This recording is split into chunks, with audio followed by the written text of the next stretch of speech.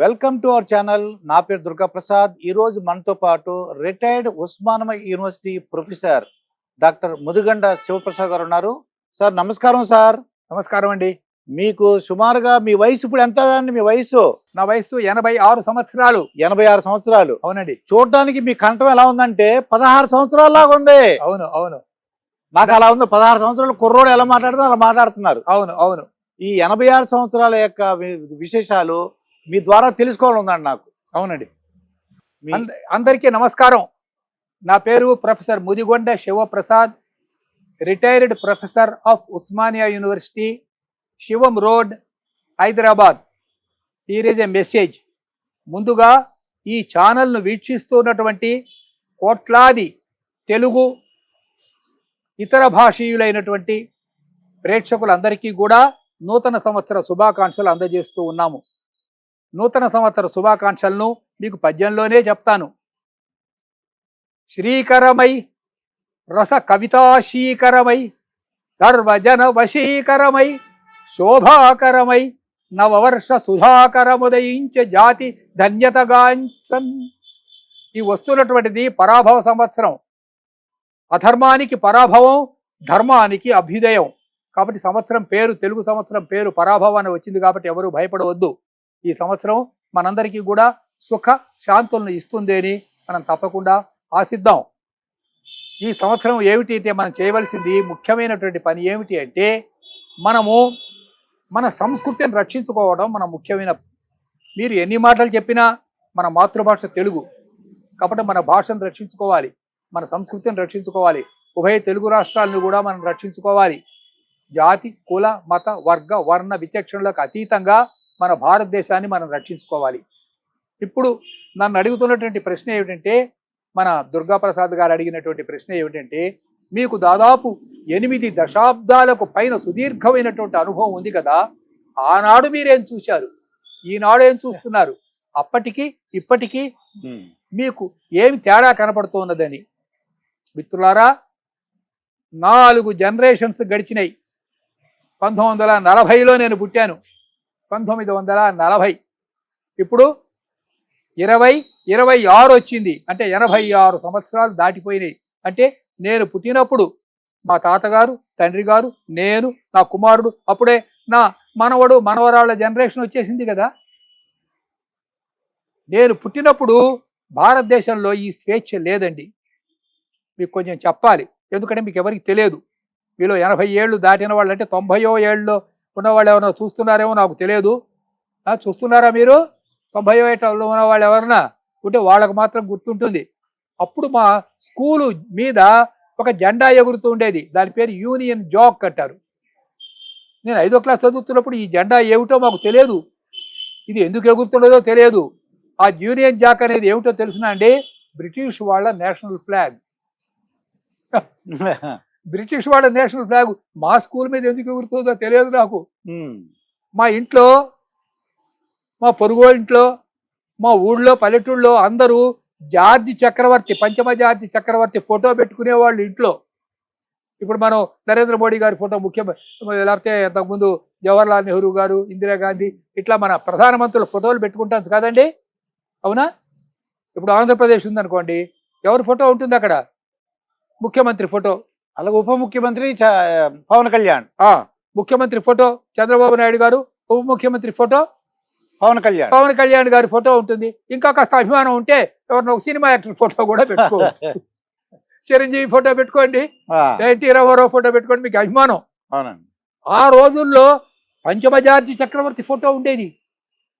ఈ పంచమ జార్జి ఎవరో మాకు తెలియదు. అక్కడ మంగళహారతులు ఇచ్చేవాళ్ళు. నిజమేనా సార్? నిజమే బాబు. పంచఖండముల నేలే పంచమ జార్జి ప్రభువుకు మంగళమనరే, శుభమంగళమనరే అని పొద్దున ఆడవాళ్ళు వచ్చి హారతులు ఇచ్చేవాళ్ళు. నిజమా సార్? ఇంత దుర్మార్గమా? దుర్మార్గం కాదు, రాజభక్తి. మనకు ఎవరు రాజు అయితే ఆడభక్తి, రాజభక్తి. ఎవరు విక్టోరియా రాణి పొగుడుతుండేవాళ్ళు. విక్టోరియా రాణి బర్త్డేకి ఇక్కడ స్వీట్స్ పంచి పెట్టుకునేవాళ్ళు. గల్లీ గల్లీలో, ఢిల్లీ నుంచి గల్లీ వరకు. ఆ పంచిన వాళ్ళు ఎవరెవరో తెలుసునా అండి? మహామహులు. తిరుపతి వెంకటకవుల పేరు తెలియని వాళ్ళు ఎవరు లేరు కదా. ఆయన పంచమజార్జి గారికి పంచరత్నాలు రాసి పంపించాడు. ఏమని? ఓ పంచమజార్జి, నీ ప్రభుత్వం భారతదేశంలో సుస్థిరముగా ఉండుగాక. వినడానికి విచిత్రంగా ఉంటుంది దుర్గాప్రసాద్ గారు. ఆ పంచపద్యాలు సీస పద్యాలు అవి. జార్జి రాజేంద్ర వైభవ నిర్జితేంద్ర అంటే నువ్వు దేవేంద్రుడి కంటే గొప్పవాడివి అని పంచరత్నాలు పంపించాడు. ఇంత దుర్మార్గాలు జరిగిన రోజుల్లో మేము పుట్టాం. నేను చదువుకుంది ఒక హై స్కూల్లో. చుట్టూ 30-40 గ్రామాలు ఉన్నాయి. మొత్తం గ్రామాలకు ఒకటే హై స్కూల్ ఉండేది, తాడికొండ అని ఒక ఊర్లో. చిన్న చిన్న అన్నం మూటలు కట్టుకొని ఆ వడ్లపూడి, ఆ పక్క పైన గ్రామాలు ఉద్దండరాయనిపాలెం, తుళ్ళూరు, అమరావతి, గోవరంట్ల, ఇక చాలా చాలా గ్రామాలు ఉన్నాయి. ఈ చుట్టుపక్కల ఉన్నటువంటి అనేకమైన గ్రామాలు, 30 గ్రామాల నుంచి ఒకటే హై స్కూల్. అదే దానికి రికగ్నిషన్ లేదు. ఏ ఏడుకు ఆ ఏడు మళ్ళీ రికగ్నిషన్ ఇవ్వటం. అటువంటి విద్యా వ్యవస్థ రోజుల్లో ఎంతో కష్టపడి నేను విద్యాభ్యాసం ఆ రోజుల్లో చేశానా అంటే నాకు పెద్ద జ్ఞానం ఉండేది కాదు ఆ రోజుల్లో. ఏదో వెళ్ళటం, నలుగురు వెళ్తున్నారు, నేను వెళ్ళేది కాలేజీకి వెళ్ళి స్కూల్కి వెళ్ళి ఇంటికి వచ్చేవాడిని. ఆ రోజుల్లో నేను చాలా ఉద్యమాలు చూశానండి. రోడ్డు మీద పడి భారత్ మాతాకు జై అని అరుస్తూ ఉండేవాళ్ళు అందరూ. వాళ్ళనేమో కొడుతుండేది. కొట్టేవాళ్ళు ఎవరు? పోలీసులు, ఇక్కడ వాళ్ళే.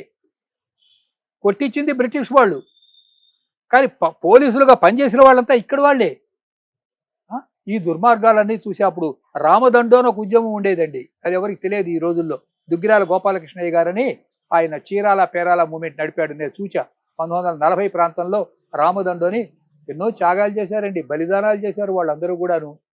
ఇవాళ మనం నిజం చెప్పాలంటే మనం ఏం త్యాగాలు చేయటం లేదండి, వాస్తవం చెప్తున్నాను.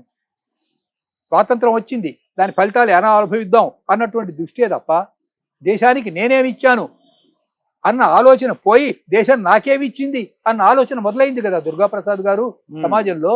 అవునండి. అందరూ అందలాలు ఎక్కితే మోసేవాడెవడు? పల్లకి నువ్వు ఎక్కాలనుకుంటే మరి ఎవరు మోస్తారు? అందరూ పల్లకాయలు ఎక్కాలనుకునేవాడే కానీ మోసేవాడేడి?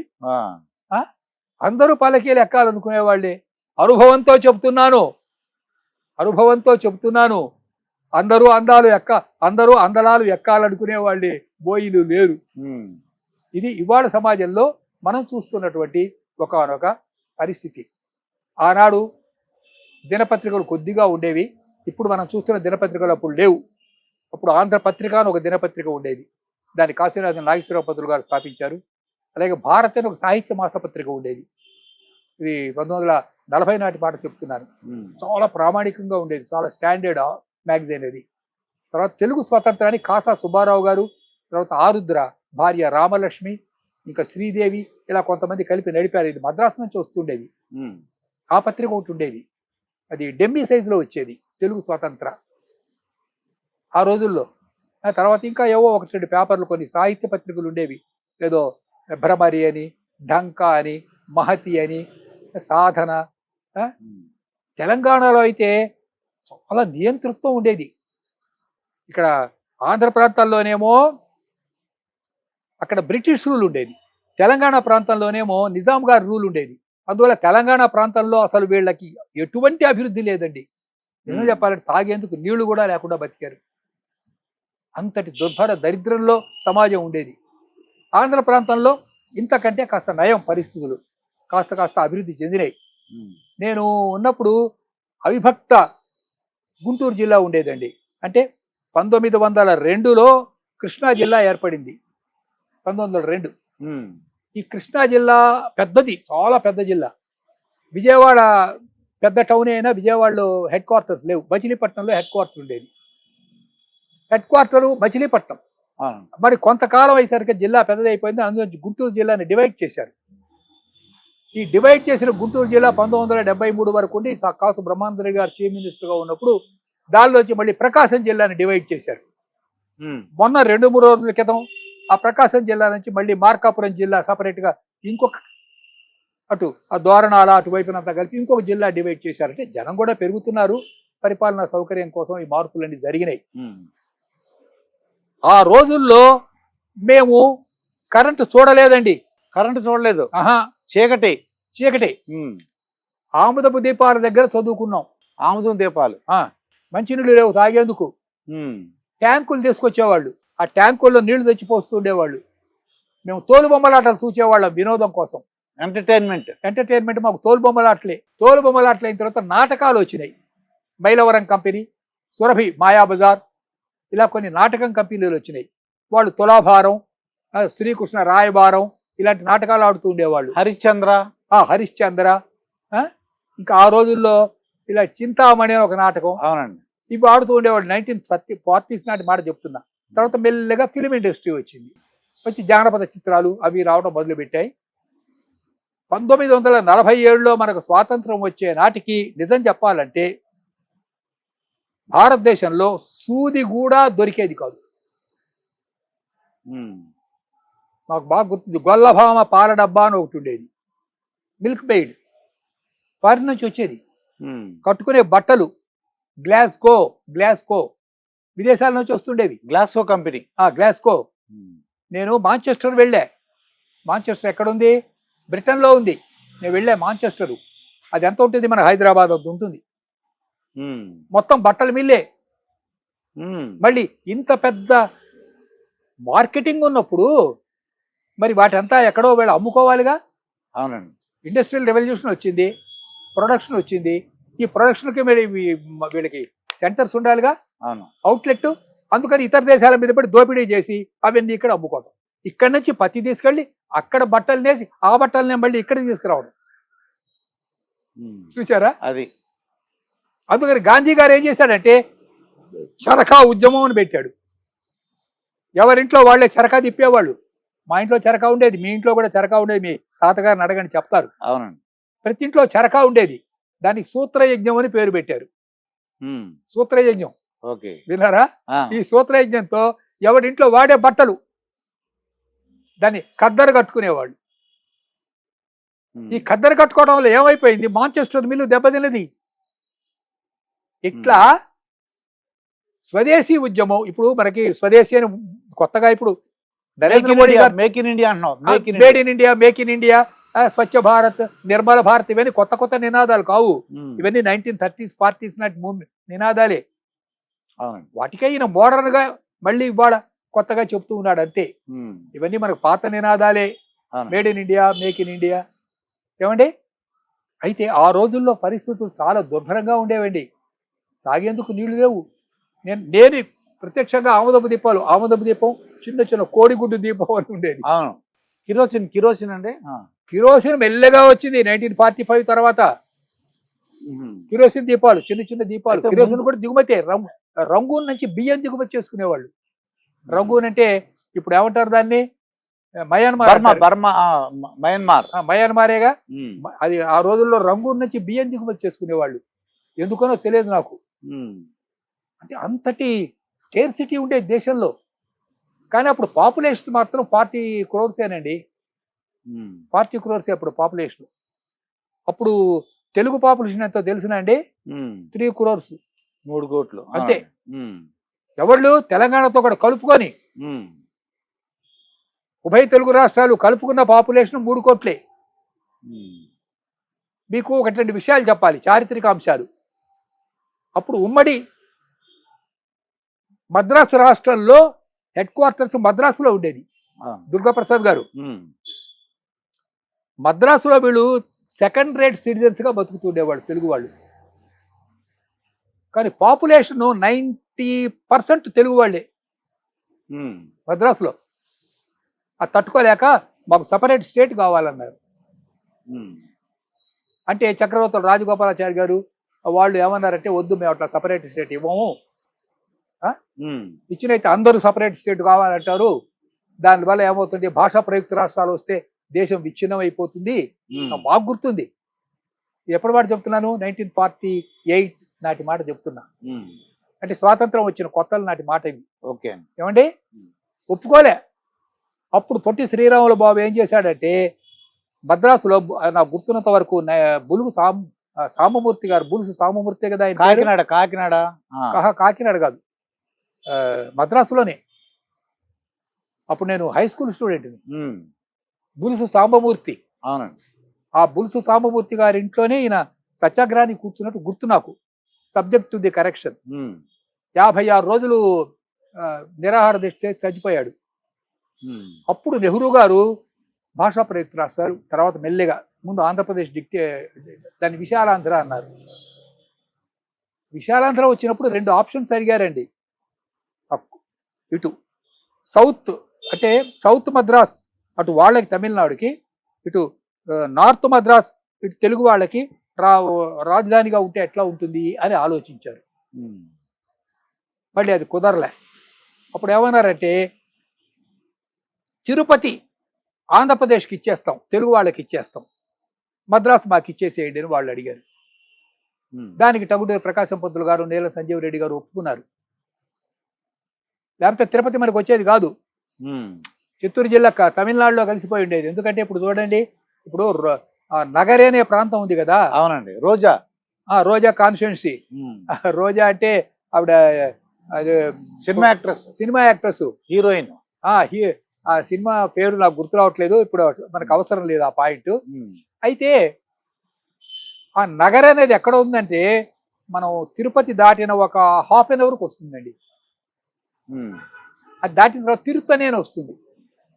తిరుత్తని ఈ తిరుత్తని మన ఆయన పేరు ఏంటంటే సర్వేపల్లి రాధాకృష్ణ పండితుడి బర్త్ ప్లేస్.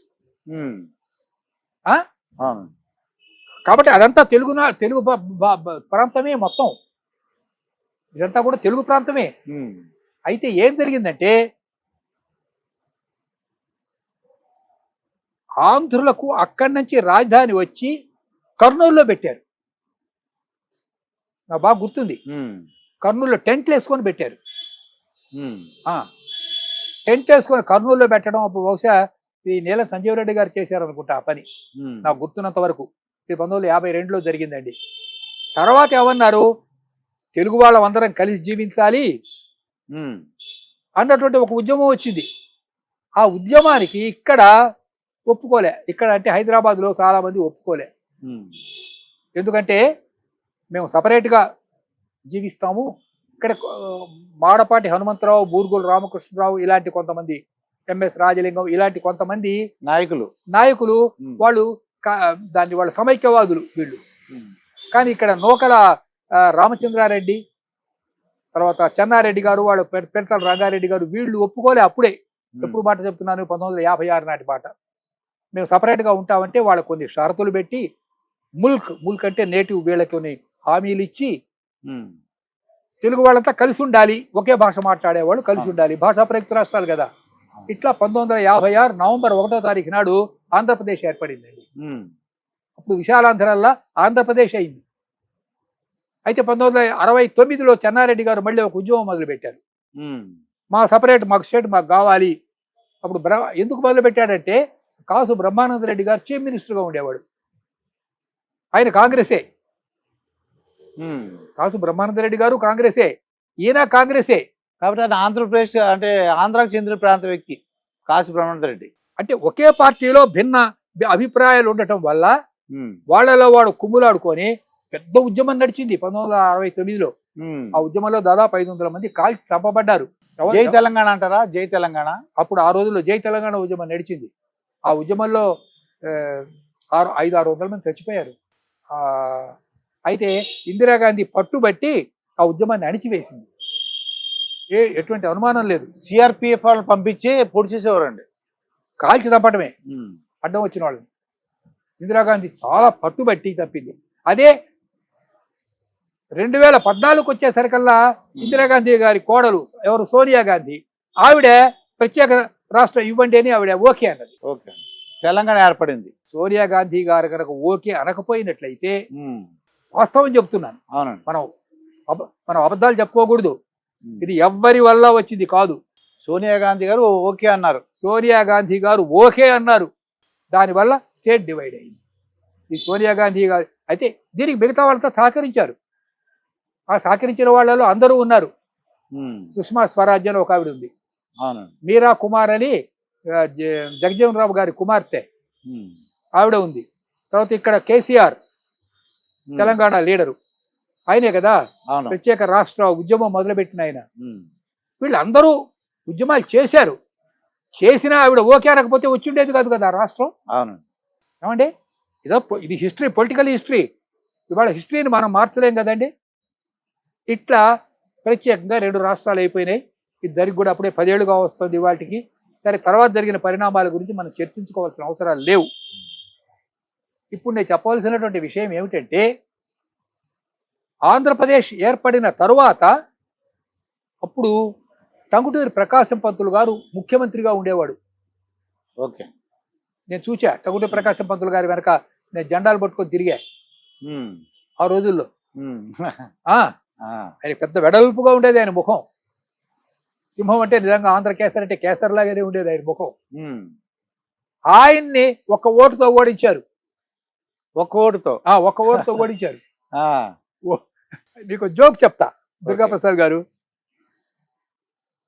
ఎవరో కొండయ్య అని ఒక ఆయన వచ్చాడు, కొండయ్య చౌదరి వచ్చి, పంతులు గారు ఉమ్. మిమ్మల్ని వాడు విమర్శిస్తున్నాడండి అంటే, ఈయన ఏమన్నట్ట, ప్రకాశం పంతులు గారు ఏమన్నాడంటే, నన్ను వాడు విమర్శిస్తున్నాడా? ఎవర్రా విమర్శిస్తున్నాడు? వాడికి నేను ఎప్పుడు ఉపకారం చేశానో గుర్తు రావట్లేదురా అన్నట్ట. ఓకే. చాలా బాగుంది జోక్ ఇది. వాడికి నేను ఎప్పుడు ఉపకారం చేశానో జ్ఞాపకం రావట్లేదు. ఆయన చాలా సత్పురుషుడు అండి. ఆ. ఎటువంటి అవినీతి మచ్చ ఉండేది కాదు. నేను స్వయంగా చూచాను. వాళ్ళ కుటుంబ సభ్యులందరూ కూడా నాకు తెలుసు. ఆయన కొడుకు పేరు హనుమంతరావు, ఆయన కోడల పేరు అన్నపూర్ణమ్మ గారు. వాళ్ళంతా ఓడిపోయారు మళ్ళీ ఎలక్షన్లలో. వాళ్ళంతా ఓడిపోయారు తర్వాత కాలంలో. సరే, తర్వాత చరిత్ర మీకు తెలుసు. నేలటి సంజీవరెడ్డి గారు, తర్వాత ముఖ్యమంత్రి అయినాడు. ఏది సంయుక్త ఆంధ్రప్రదేశ్ ముఖ్యమంత్రి అయినాడు. అక్కడి నుంచి క్రమంగా మెల్లిమెల్లిగా డెవలప్ అవుతూ నాగార్జున సాగర్ వచ్చింది. నాగార్జున సాగర్ వచ్చిన దాన్ని నందికొండ అనేవాళ్ళు ఆ రోజుల్లో. క్రమంగా డెవలప్ కావటం తర్వాత చరిత్ర అంతా మీకు బాగా తెలుసు కాబట్టి దాని గురించి మీరు చెప్పాల్సిన అవసరం లేదు. ఇక ఆనాటి సాహిత్య విషయాల గురించి కొంచెం చెప్పమంటారా? ఆనాడు సాహిత్య విషయాలు ఎలా ఉండేవు అంటే ఉదాహరణకి సినిమాల విషయం చెప్పండి. అప్పుడు సినిమాలు ఎలా ఉండవు, ఇప్పుడు సినిమాలు ఎలా ఉండవు? ఎలా ఉన్నాయి చెప్పమంటారా? సినిమాలు నేను ఎన్టీ రామారావు గారి దగ్గరికి వెళ్ళా ఒకసారి. వెళ్ళారు ఎన్టీ రామారావు గారి దగ్గరికి? ఎందుకు వెళ్ళానంటే, ఆ రోజున రవీంద్ర భారతిలో ఒక ఫంక్షన్ జరుగుతున్నది. ఆయన చేతుల మీద కూడా నేను అవార్డు తీసుకున్నా. నమస్కారం అండి.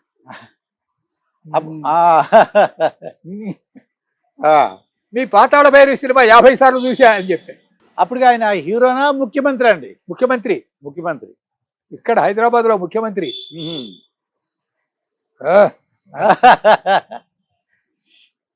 ఇది అబద్ధం కాదు, నిజంగా పాతాళ భైరవి సినిమా నేను 50 సార్లు చూసా. 75 సంవత్సరాలు అయిందండి వచ్చి. పాతాళ 75 మొత్తం సినిమా ఇప్పుడు కావాలంటే నేను మీకు చెప్తా. చెప్తే మీ రికార్డింగ్ 1 అవర్ పడుతుంది. నాకు సినిమా నోటికి వచ్చు. ఆనాడు సినిమాలలో 3-4 రకాలు ఉన్నాయండి. కొన్ని ఏమో దేశభక్తితో వచ్చినాయి. మన దేశం అంటే ఇప్పుడు ఎన్టీ రామారావు గారిని చూశారు కదా రవీంద్ర భారతిలో. అంటే మిమ్మల్ని అంటే మీరు అంటే ఏమన్నారు అప్పుడు 50 సంవత్సరాలు అంటే 50 సార్లు చూసారు అనగానే సంతోషించి ఆనందపడ్డాడు. నేను ఆయన చేతుల మీద అవార్డు తీసుకున్నా. బెస్ట్ నావలిస్ట్, ఉత్తమ చారిత్రక నవల రచయితగా ఆయన గవర్నమెంట్ పక్షాన్ని నాకు అవార్డు ఇచ్చారు. నాకు వీళ్ళందరూ బాగా మంచి, ఇప్పుడు లక్ష్మీపార్వతి గారు నాకు బాగా పరిచయం. ఆవిడ పుస్తకాలు కొన్నిటికి నేను పీటీకి కూడా రాశా. ఆవిడ చిన్నప్పుడు పొన్నూరులో చదువుకుంటూ ఉండేది. అప్పటి నుంచి నాకు ఆవిడ పరిచయం. వాళ్ళ ఫ్యామిలీ సభ్యులంతా నాకు పరిచయం లేదు, కానీ వీళ్ళు నాకు బాగా తెలుసు. ఇంకొక విషయం ఏమిటంటే, ఎంతమంది ఆంధ్రప్రదేశ్కు ముఖ్యమంత్రులు ఉన్నారో అందరు ముఖ్యమంత్రులు కూడా నాకు శాలువా కప్పారు. ఒకసారి ముఖ్యమంత్రి ఎవరు చూద్దాం? ఎన్టీ రామారావు గారు అండి. ఇంకా చాలా మంది ఉన్నారు. అప్పుడు అంతకుముందు జగ వెంకటరావు గారు ఉన్నారుగా, చెన్నారెడ్డి గారు ఉన్నారుగా, అంతకుముందు జగ వెంకటరావు, భవనం వెంకటరావు గారు ఉండేవారుగా. నేదురుమల్లి జనార్దన్ రెడ్డి నాకు బాగా తెలుసు. ఏమండే అయ్యవారు, నెల్లూరు యాసలు, ఏమండి అయ్యవారు అని ఈ నేదులవల్లి జనార్దన్ రెడ్డి గారికి ఒక చిన్న ఆయన ఉండేవాడు, చిన్న ఆయన పెద్ద ఆయన, నేదులవల్లి బాలకృష్ణారెడ్డి అని. వాళ్ళు వాకాడులో ఉండేవాళ్ళు. వాకాడు అంటే నెల్లూరు దగ్గర అండి. నెల్లూరు దగ్గర కోట అని ఒక ఊరుంది, కోట. అక్కడ వీళ్ళు ఎడ్యుకేషనల్ ఇన్స్టిట్యూషన్స్ అని ఇప్పుడు కూడా ఉన్నాయి ఇవి. అవునండి.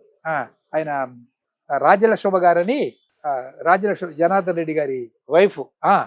వీళ్ళంతా ఎడ్యుకేషనల్ ఇన్స్టిట్యూషన్స్ నడిపారు అప్పుడు. ఇంకా చాలా మంది ఉండేవారు ఆ రోజుల్లో. అప్పుడు కూడా రాజకీయ కక్షలు ఉండేవి, లేవని నేను అంటలేదు, కానీ ఇప్పుడు కొంచెం స్థాయి తక్కువగా ఉందండి. చెన్నారెడ్డి గారు ఎలా ఉండేవారండి? చెన్నారెడ్డి చాలా ప్రచండంగా ఉండేవాడు, చాలా సీరియస్ టైపు. బ్రహ్మానంద రెడ్డి గారు సాఫ్ట్, చాలా సాఫ్ట్. కాసు బ్రహ్మానంద రెడ్డి గారు చాలా సాఫ్ట్ గా ఉండేవాడు. ఆయన బిహేవియర్ కూడా సాఫ్ట్ గా ఉండేది. ఇప్పుడు మీరు వెళ్ళారనుకోండి, వెంటనే పిలిచి కూర్చోబెట్టి కాఫీ ఇచ్చి మీకు ఒక 5 నిమిషాలు రికార్డింగ్ ఇచ్చి పంపించేవాడు. చాలా సాఫ్ట్ గా ఉండేవాడు. ఆ రోజుల్లో రాజకీయ ప్రతిపక్ష, ఉదాహరణకి మీకు ఒక ఎగ్జాంపుల్ చెప్తా. నాకు వావిలాల గోపాలకృష్ణ గారు తెలుసు. ఆయన ఇండిపెండెంట్ గా నిలబడ్డాడు. వావిలాల గోపాలకృష్ణ ఇండిపెండెంట్ గా నిలబడ్డాడు. ఆయన మీద అవతల నిలబడ్డాడు ఓలెడత డబ్బు ఖర్చు పెట్టాడు, సత్తెనపల్లిలో ఓడిపోయాడు. ఈయన ఒక్క పైసా ఖర్చు పెట్టలే, బ్యానర్లు లేవు, కరపత్రాలు లేవు, పబ్లిసిటీ లేదు. ఆయన పబ్లిసిటీ ఏందో తెలిసినండి, ఆయన చేతిలో ఒక సంచి ఉండేది, ఆ సంచిలో ఒక జత బట్టలు, కాళ్ళకు చెప్పులు. పక్కింటికి పోయేది, శకుంతలమ్మ ఏం చేస్తున్నావు? వస్తున్నాను బాబాయ్ అని లోపల నుంచి ఆవిడ వచ్చేది. బాగున్నారమ్మా? బాగానే ఉన్నాను బాబాయ్, ఏమిటి ఇలా వచ్చారు? ఏం లేదమ్మా, నన్ను ఏదో ఎలక్షన్లకి నిలబడమన్నారు. సరే మంచిది, వస్తానమ్మా అంటే పక్కింటికి వెళ్ళిపోయాడు. ఇదే అయిపోయింది. అది ఓట్లేమని అడిగేవాడు కాదు. ఆ పక్కింటికి, రామయ్య బాగున్నావా? పిల్లవాడు ఎక్కడికి వెళ్ళాడు? ఏడు కనపట్టలేదు ఇంట్లో. నన్ను ఎలక్షన్లకి నిలబడమన్నారయ్యా వీళ్ళు, నామినేషన్ వేశాను. మంచిది, పక్కింటికి పోయేవాడు. ఇదే ఆయన door to door campaign, thumping మెజార్టీతో గెలిచేవాడు. మచ్చలేని నాయకులు ఆ రోజుల్లో ఉండేవారు. దుర్గాప్రసాద్ గారు, ఆ రోజుల్లో వాళ్ళు దేశానికి మేమేమి ఇచ్చామని ఆలోచించారు, దేశం నాకేమి ఇచ్చిందని వాళ్ళు ఆలోచించలేదు. ఇక మీరు సినిమాల గురించి అడిగారు. 1940 నుంచి 50 వరకు ఒక దశకం దేశభక్తి సినిమాలు వస్తుండేవి. తర్వాత పౌరాణికాలు కొద్దిగా వచ్చినాయి. వేమూరి గగ్గయ్య, ఆ రోజుల్లో ఉండేవాడు నటులు, ఋష్యేంద్రమణి, కన్నాంబ, ఇది ఆ జనరేషన్. తర్వాత అక్కినేని నాగేశ్వరరావు గారు, తర్వాత రామారావు గారు చాలా తర్వాత 48 తర్వాత వచ్చాడు ఆయన. 48 తర్వాత వచ్చాడు ఆయన. రామారావు గారు, ఈ తరం వాళ్ళకి తెలియని ఒక సంఘటన చెప్తా. అప్పుడు మన దేశంలో ఒక సినిమా వచ్చిందండి. అవునండి. ఆ సినిమాలో రామారావు గారు ఒక చిన్న ఇన్స్పెక్టర్ వేషం వేశాడు. ఆ సినిమాను ప్రొడ్యూస్ చేసింది ఎవరంటే మీర్జాపురం రాజా. ఆయన భార్య పేరు కృష్ణవేణి.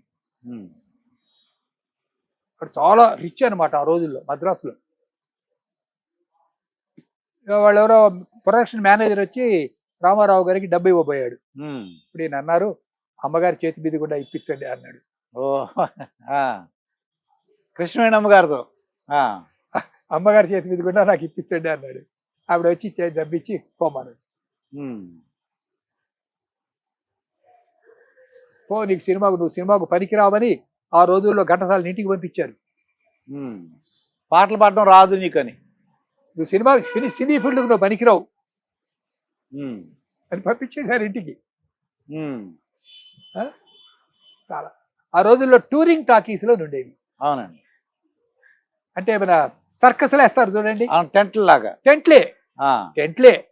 ఆ టెంట్లలోనే సినిమాలు చూపించేవాళ్ళు. రత్నమాల అని ఒక సినిమా 1948 అనుకుంటాను, నాకు గుర్తున్నంత వరకు. చెంచులక్ష్మి అని ఒక సినిమా. ఇవి టెంట్లలో చూసాం మేము. టెంట్లలో. ఇప్పుడు మీరు సర్కస్ చూసినట్టు. సర్కసే అదే. 4 సార్లు వచ్చేది సినిమా, 4 సార్లు. ఓకే. అంటే ఏంటన్నమాట, సింగిల్ ప్రొజెక్షన్, ఉమ్. ఒకటే ఒకటే సింగిల్ అది ఉంటే ప్రొజెక్టర్, ఒకటే ప్రొజెక్టర్. అంతే. తీసేది మళ్ళీ ఇంకో రూల్ పెట్టేవారు, మళ్ళీ ఇంకో అంటే 4 సార్లు వచ్చేది. ఇప్పుడు అసలు అలాంటి టెక్నిక్ ఎవరికి ఉన్నదని ఎవరికి తెలియదు. అవును. అది అంటే ఆ రోజుల్లో వేరే వినోదాలు ఉండేవి కాదు, బుర్ర కథలు ఉండేవి, హరికథలు బాగుండేవి. ఇప్పుడు మన ఎస్పి బాలసుబ్రహ్మణ్యం గారు ఉన్నారు చూడండి. అవునండి. ఈ బాలసుబ్రహ్మణ్యం గారు నాన్నగారు, ఆయన పేరు సాంబమూర్తి గారు, పండితారాజ్యుల సాంబమూర్తి గారు. ఆయన కాళిదాస్ హరికథ చెప్పేవాడు నెల్లూరులో, నేను విన్నా. కాళిదాస్, ఈ కాళిదాస్ హరికథ ఆయన 3 రాత్రులు చెప్పేవాడు, అప్పుడే కానీ స్టోరీ కంప్లీట్ అయ్యేది కాదు. అలాగా. పార్ట్ 1, పార్ట్ 2, పార్ట్ 3 మొత్తం. అంటే పూర్వ కాళిదాసు, తర్వాత ఈ కావ్యాలు రాయటం. ఆ రోజు ఇంకా చాలా మంది ఉండేవాళ్ళండి. ఇంకా పేర్లన్నీ నాకు ఇప్పుడు ఇమీడియట్ గా గుర్తురావు. కొరంగేశ్వరరావు అని ఒక ఆయన ఉండేవాడు. వీళ్ళందరికీ ఒక గురువు గారు ఉండేవాడు ఆ రోజుల్లో. ఆయన పేరు ఆదిపట్ల నారాయణ దాస్ గారు. ములుకుట్ల సదాశివ శాస్త్రి గారు తెనాలి అనుకుంటాను ఆయన. ఇంకా చాలా మంది ఉన్నారు. హరికథలే వినోదం అండి పల్లెటూళ్ళల్లో. బుర్ర కథలే వినోదం. సినిమా చూడాలంటే కష్టం. అట్లా ఉండేది ఆ రోజుల్లో పరిస్థితి. దుర్గాప్రసాద్ గారు ఆ రోజు సినిమా టికెట్ ఎంతో తెలిసిన అండి? బేడా. అంటే ఎన్ని పైసలు అంటే చూద్దాం. బేడా అంటే 12 NP. 12 పైసలు బేడా పెడితే సినిమా చూపించేవాళ్ళు. ఆ రోజుల్లో అణా అని ఉండేది. అణా అంటే 6 NP. పావలా అంటే 25 NP. పావలా పెడితే మంచి సబ్బు వచ్చేది. పావలా ఇచ్చి ఫుల్ మీల్ భోజనం చేశాను with curd and sweet. KG బియ్యం ఎంత ఉండే అంటారు అప్పుడు? కేజీ బియ్యం కేజీ ఏమిటండి, రూపాయి ఇస్తే 20 కిలోలు ఇచ్చేవాళ్ళు. ఓకే. రూపాయికి 20 కేజీలు. రూపాయి ఇస్తే ఒక బియ్యం బస్తా ఇంట్లో వేసిపోయేవాళ్ళు 1940లో. 1 రూపీ. బంగారం ఎంత ఉందంటారు? బంగారం తులం బంగారం చాలా తక్కువ అండి అప్పుడు. నాకు యాక్చువల్ గా రేటు తెలియదు కానీ అప్పుడు చాలా తక్కువ ఉండేది. 16 రూపాయలు. 1 రూపీ. తులం వెండి 1 రూపీ. తులం వెండి 1 రూపీ. 1 రూపీ. వెండి రూపాయలు ఉండేవి. అవును. Rupee coins. అవునండి. ఆ రూపీ కాయిన్ చూస్తే మీకు తులం ఉండేది. తులమనగా రూపాయి ఎత్తు అని పుస్తకాల్లో చదువుకునేవాళ్ళు, పెద్ద బాల శిక్ష. అవునండి. నేను బంగారం ఒక 12 రూపాయలు ఉందామో అనుకుంటున్నానండి. అప్పుడు ఎంత ఉందో నాకు ఎందుకు, నాకు వెండి మాత్రం బాగా గుర్తుంది. చాలా తక్కువ ఉండేది. అది మొన్నటి వరకు 4000 కదండి. అవునండి. మొన్న ఇటీవల వరకు కూడా 4000. హైదరాబాదులో నేను భోజనం చేశాను హోటల్లో, ఇక్కడ నారాయణగూడలో. 50 NP. ₹10. హైదరాబాదులో ఫుల్ మీల్. వాళ్ళు బుక్ ఇచ్చేవాళ్ళు, ఒక టికెట్లు. ఆ టికెట్, అది ఆ పుస్తకం ఖరీదు ఎంతో తెలిసిన అండి? 30 రూపాయలు 2 టికెట్లు. మధ్యాహ్నం 1 టికెట్, రాత్రి 1 టికెట్. అంటే ఎంత అనమాట? 50 పైసే ఒక ఫుల్ మీల్ 50 NP. ఓకే. ఇప్పుడు మీరు కాస్త మంచి హోటల్కి వెళ్తే 500 రూపాయలకి తక్కువ భోజనం రాదు. You go any hotel, they charge 500 rupees ఒక plate meal, South Indian thali. అవునా? అవునండి. ఆ రోజులకి ఈ రోజులకి అసలు పోలిక కనపట్టలేదు. ఆ రోజుల్లో ఎంతండి బస్సు టికెట్లు? అణా బేడా, అణా బేడా. అసలు 1 రూపీ, 100 రూపీస్ నోట్ మేము చూడలేదు దుర్గాప్రసాద్ గారు. అంటే ఎంతో 10 రూపాయల వరకు చూసుకుంటారు. 10 రూపాయలు. పావలా అంటే 25 NP. 100 రూపీస్ నోటు మేము చూడలేదు, యాక్చువల్ గా చెప్తున్నాను. దాన్ని పచ్చ నోటు అనేవాళ్ళు. పచ్చ నోటు అంటే 100 రూపీస్ నోటు. అది చాలా విచిత్రంగా ఉండేది. అప్పుడు ట్రాన్స్పోర్ట్ ఎలా ఉండేదండి? మీరు హైదరాబాద్ వచ్చారు, మీ ఊరు నుంచి, గుంటూరు నుంచి ఎలా వచ్చారు? ట్రైన్ ఉండేదా? ట్రైన్ ఉండేది. ఇన్ని ట్రైన్లు లేవు అప్పుడు. ఏవో కొద్దిగా, చాలా కొద్దిగా ఉండేవి. ప్యాసింజర్ రైళ్లు ఉండేవి, కొద్ది బళ్ళు. ఎందుకండి మొన్నటి వరకు శ్రీశైలానికి మీకు బండ్లే, ఎద్దుల బళ్ళేగా. 1950 వరకు ఎద్దుల బళ్ళే. ఎద్దుల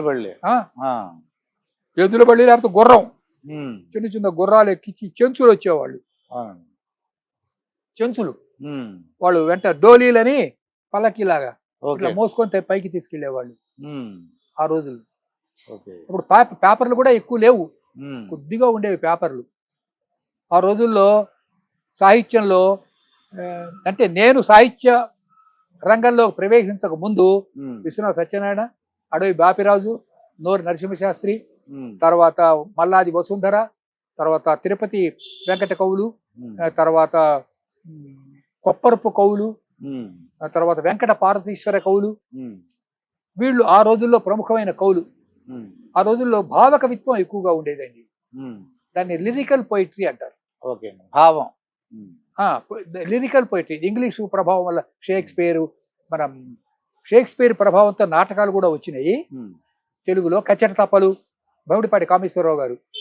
మోలియర్ అని ఒక రైటర్ ఉండేవాడు, మోలియర్. ఉమ్, ఈ మోలియర్ అన్నవాడు నాకు తెలిసినంత వరకు ఫ్రెంచ్ రైటర్. ఓకే. అతని ప్రభావంతో ఇతను సాంఘిక నాటకాలు రాశాడు, అవి ప్రదర్శిస్తూ ఉండేవాళ్ళు, మోలియర్ డ్రామాస్. ఉమ్, ఈ ఈ నాటకాలు తర్వాత చారిత్రక నవలలు ఎక్కువగా వచ్చేవి. ఉమ్, తర్వాత డిటెక్టివ్ నావల్స్ వచ్చేవి ఆ రోజుల్లో అవునండి. ఎక్కువగా. డిటెక్టివ్ నావల్స్ అవును. యుగంధర్ యుగంధర్ అనేవాడు. రకరకాల టెంపోరావు అని కూడా ఉండేవాడు. అవును. ఆ, టెంపోరావు, ఉమ్, ఇంకేవో రకరకాలు, వాలి ఉమ్, వాలి ఇంకేదో ఉండే పేర్లు అవన్నీ గుర్తు రావట్లేదు. దాసు అని ఒకడు. ఉమ్, విపరీతంగా చదివేవాడు జనం. ఉమ్. డిటెక్టివ్ నావల్స్ బాగా వచ్చేవి 10వ అంటే హత్య చేసింది ఎవరు, అలా అంటారు, దొంగతనం ఎవరు చేసిన అటువంటివి ఇవ్వమనండి. పత్తేదారు. ఉమ్, పత్తేదారు అంటే డిటెక్టివ్. ఉమ్, పత్తేదారు అంటే డిటెక్టివ్. ఉమ్, మంచి క్రేజ్ ఉండేది ఆ రోజుల్లో. అవునండి. ఆ, అంటే పుస్తక పఠనం ఉంది అప్పుడు. విపరీతంగా ఉండేది, ఉమ్, విపరీతంగా ఉండేది పుస్తక పఠనం. కొవ్వాలి పుస్తకాలు కూడా అద్దెకి ఇచ్చేవారండి, అద్దెకి. అనా గ్రంథమాల, అనా గ్రంథమాల, అనా పెడితే పుస్తకం, అనా ఉమ్, అనా గ్రంథమాల, వేగు చుక్క గ్రంథమాల. ఉమ్, తర్వాత ఆ రోజుల్లో కృష్ణశాస్త్రి చాలా ఫేమస్ పోయిట్. అవునండి. దేవులపల్లి కృష్ణశాస్త్రి భావకవిత్వం, ఆ, ఆయన కృష్ణపక్షం అనే పుస్తకం రాశాడు. ఉమ్, ఆ రోజుల్లో చాలా ఫేమస్ ఆయన. ఆయన పాటల్ని ఆయన మేనగోడళ్ళు ఇద్దరు ఉండేవాళ్ళు, ఉమ్, దేవులపల్లి కృష్ణశాస్త్రి గారి మేనగోడళ్ళు. ఓకే. ఒక ఆవిడ పేరు అనసూయ, ఉమ్, ఇంకొక ఆవిడ పేరు సీత. ఉమ్, వీళ్ళిద్దరూ హార్మోనియం పెట్టుకొని ఉమ్, ఈ దేవాలయాలు ఉంటాయి చూడండి, అవునండి. అక్కడ ఈ కార్యక్రమాలు ప్రారంభం కావడానికి ముందు కృష్ణశాస్త్రి గారి పాటలు పాడుతూ ఉండేవాళ్ళు. ఉమ్. ఈ సీతాను అనసూయ జానపద గేయాలు పాడినట్టుగా ఉమ్. దేవులపల్లి కృష్ణశాస్త్రి గారి పాటలన్నీ పాడుతూ ఉండేవాళ్ళు. అనసూయ గారేమో మా అమ్మగారి పేరండి. సీత, అనసూయ గారు మా అమ్మగారి పేరే. సీతమో నా వైఫ్ పేరండి. అది చక్కగా ఆ రోజుల్లో మీరు అడిగేప్పుడు చెప్తున్నా.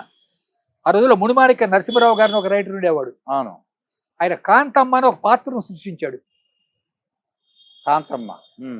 ఆయన ఒక క్యారెక్టర్ సృష్టించాడు. ఉమ్, అందరూ కాంతమ్మ అని పేరు పెట్టుకున్నారు ఆ రోజుల్లో. ఉమ్, రావూరి భరద్వాజ్ గారి భార్య పేరు కాంతమ్మ. ఉమ్. ఆయన రేడియో కథలో, రేడియో మావయ్య అది చెప్పారు కథలో. ఆల్ ఇండియా రేడియో ఆయన మనకి జ్ఞానపీఠ అవార్డు వచ్చింది కదా. అవునండి.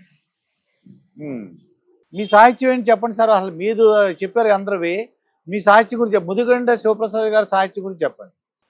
1950లో నేను చారిత్రక నవలలు చదివేవాడిని. కె మున్షి గారు జై సోమనాథన్ ఒక బుక్ రాశారు. తర్వాత నోరు నరసింహశాస్త్రి గారు నారాయణ భట్టు అని బుక్ రాశారు. అది నేను 10th క్లాస్ చదువుతున్నప్పుడు, 11th క్లాస్, అప్పుడు 11th క్లాస్ అని ఉండేది మాకు, నాన్ డిటైల్డ్గా ఉండేవి, చాలా ఉజ్వలంగా ఉండేది. మన ప్రాచీన పుణ్యపురుషుల యొక్క చరిత్ర ఈ తరం వాళ్ళకి తెలియదే, తెలియజేస్తే బాగుండునే అన్నటువంటి ఊహ నాకు వచ్చింది. అప్పుడు విశ్వనాథ సత్యనారాయణ గారు గొప్ప చారిత్రక నవల రచయిత. ఆయన పుంఖానుపుంఖంగా చారిత్రక నవల రాస్తుండేవాడు. వేయి పడగలు చారిత్రక నవల కాకపోయినప్పటికీ కూడా అది ఒక రకమైన సామాజిక చారిత్రక నవల అంటాం దాన్ని. ఆ తర్వాత నేను ముందు కొన్ని గేయాలు రాశానండి. అవి ఆనాటి పత్రికల్లో ప్రచురింపబడ్డాయి. తర్వాత షార్ట్ స్టోరీస్ రాశా. షార్ట్ స్టోరీస్ అన్నీ కూడా ప్రచురింపబడ్డాయి. ఆ తర్వాత నేను కృష్ణా పత్రిక కృష్ణాపత్రిక అంటే ముట్టూరు కృష్ణరావు గారు పేపర్, అది హైదరాబాద్ వచ్చాక అందులో నేను ఎడిటోర్లో పనిచేశాను. పనిచేయటం వల్ల ఒక జర్నలిజం గురించినటువంటి అవగాహన బాగా తెలిసింది. జర్నలిజం గురించి పూర్తిగా నాకు ఒక అవగాహన వచ్చింది. ఆ తర్వాత మెల్లగా రచనా వ్యాసంగం మొదలుపెట్టి చారిత్రక నవలలు రాయటం ఆపేశారు అందరూ. సత్యనారాయణ గారు పోయారు, బాపిరాజు గారు పోయారు, నూరు నరసింహశాస్త్రి గారు, మల్లాదు వసుంధర, పిలక గణపతి శాస్త్రి గారు, ఆ తరంలో ఇప్పుడు నేను చెప్పిన వాళ్ళందరూ ఫేమస్ అన్నమాట. అందరూ కూడా సాంఘిక నవలలు, ముఖ్యంగా లేడీసు ఈ కుటుంబ సంబంధమైన కథలు తీసుకొని లవ్ స్టోరీస్ రాయటం మొదలుపెట్టారు. ప్రేమ కథలు, కుటుంబ సంబంధమైన కథలు. ఓకే. వాటికి పత్రికల్లో ప్రాధాన్యం వచ్చింది, వాటిని సినిమాలుగా తీశారు.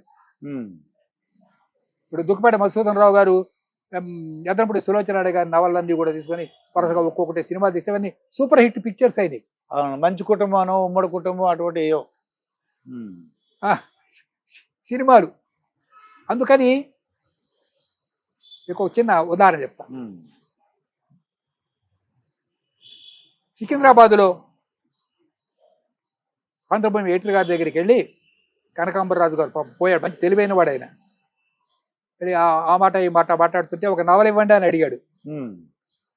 అంటే నేను ఇస్తానండి అంటేను అన్నాడు, మంచి నవల ఇవ్వాలి, పాఠకులకు బాగా నచ్చేది ఇవ్వాలి అంటే చారిత్రక నవల ఇస్తానని చెప్పి. వద్దు సార్, ఎవరు చదవ, చారిత్రక నవల ఎవరు చదవరండి ఈ జనరేషన్ వాళ్ళు. నేను చారిత్రక నవలే ఇస్తా, ఈ జనరేషన్ వాళ్ళకి చదివిస్తా, మీ సర్క్యులేషన్ ఇంకొక కాపీ ఎక్స్ట్రా, ఇప్పుడు దానికన్నా ఒక కాపీ ఎక్స్ట్రా అయ్యేట్టు చేస్తా. సరే ఇవ్వండి అని. అప్పుడు నేను శ్రావణి అనే నవల ఇచ్చాను. ఆ నవల స్టోరీ ఒక డైమండ్, అది గౌతమిపుత్ర శాతకర్ణుడు కొడుకు, అంటే 78 AD గౌతమిపుత్ర శాతకర్ణుడు అన్నాడు కదా యుక్కర్త, ఆ శాతకర్ణి కొడుకు వాసిష్ఠిపుత్ర పులోమావి అని అతని మీద నడుస్తుంది స్టోరీ అంతా. 9 జ్యువెలరీ షాప్స్ వాళ్ళు శ్రావణి జ్యువెలర్స్ అని పేరు పెట్టుకున్నారు. చూడండి, శ్రావణి నవల్ని శ్రావణి జ్యువెలర్స్. మీకు ఇంకో ఆశ్చర్యకరమైన సంఘటన చెప్తాను దుర్గాప్రసాద్ గారు. అదేమిటంటే నేను బ్రిటన్ వెళ్ళా, వాళ్ళ పిలుపు మేరకు. ఓకే. అంతా చూచా, బ్రిటన్ అంతా చూచా. అలా వెళ్ళగా మాంచెస్టర్ దాటాకో ఏదో ఆ ఊరు పేరు గుర్తు రావట్లేదు, అక్కడ చాలా తెలుగు వాళ్ళు ఎక్కువ మంది ఉన్నారు. వెళ్ళే అక్కడికి మనకి అక్కడికి ఒక 5 hours డిఫరెన్స్ ఉంటుంది. అక్కడ రాత్రి 10 అయింది. అక్కడ రాత్రి 10 అంటే మనకి ఇక్కడ సాయంత్రం ఏదో 4, 5 అన్నమాట. ఓకే. మీటింగ్ అయిపోయిన తర్వాత ఇక భోజనాలు అరేంజ్ చేశారు, డిన్నర్. ఒక లేడీ వచ్చింది, నమస్కారం అండి, నమస్కారం, కూర్చోండి, మీ హీరోయిన్ పిలవమంటారా అని అడిగింది. అర్థం లేదు, చాలా సస్పెన్స్ గా ఉంది. హీరోయిన్ పిలవమంటారా అంది. నేను మాంచెస్టర్, ఇది బ్రిటన్, ఇక్కడ నా హీరోయిన్ ఎందుకు ఉంటుంది అని అడిగా.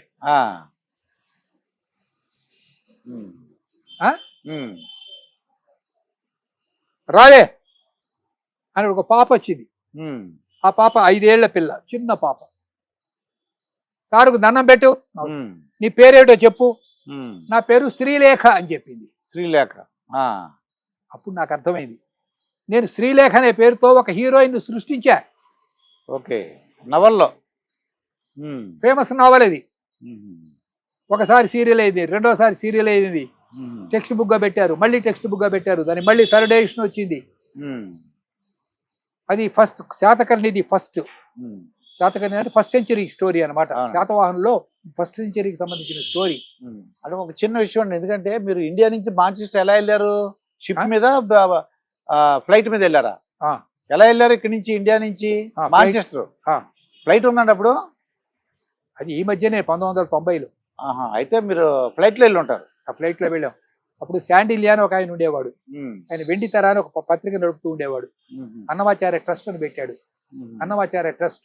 ఓకే. ఆయన నా పుస్తకం శ్రీపదార్చన అచ్చు వేశాడు. అప్పుడు మన ట్రూప్ గా తీసుకెళ్ళాడు అక్కడికి ఆయన. ఓకే.